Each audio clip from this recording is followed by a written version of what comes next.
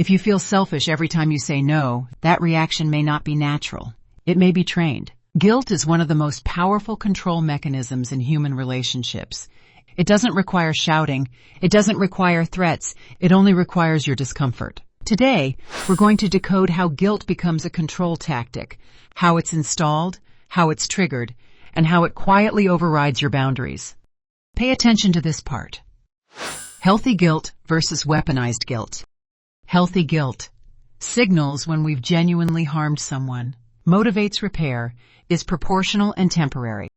Weaponized guilt appears when you assert independence, is used to redirect attention away from your boundary, creates pressure rather than repair. Healthy guilt corrects behavior. Weaponized guilt controls behavior.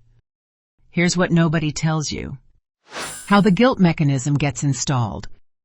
Common installation points: conditional approval, emotional responsibility reversal, being praised for self-sacrifice, being criticized for independence. When approval is linked to compliance, the nervous system learns that no equals danger, so guilt becomes automatic, not because you are weak, but because you were conditioned.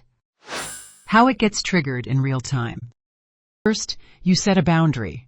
Second, the other person becomes hurt, disappointed, or victimized. Third, they reference past favors. Next, attention shifts from your boundary to their feelings. Result: you feel compelled to repair. The goal is not resolution. The goal is emotional leverage. And the moment you start defending yourself instead of holding your boundary, the mechanism has worked. And this is where it gets dangerous.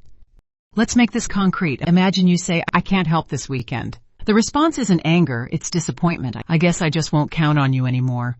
Or, "After everything I've done for you, now your boundary disappears." The conversation shifts from your decision to their hurt. You're no longer explaining your limit, you're explaining yourself, and inside your mind, something automatic happens. You start reviewing the situation. Maybe I could rearrange things. Maybe I am being selfish. I don't want to look ungrateful. Notice the shift. The original issue was time. Now the issue is your character. That is how guilt overrides boundaries.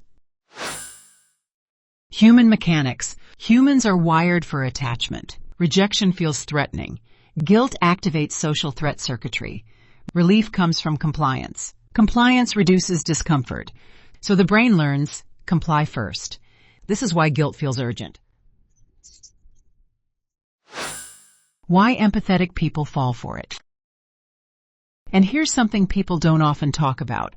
The more empathetic you are, the more effective guilt becomes.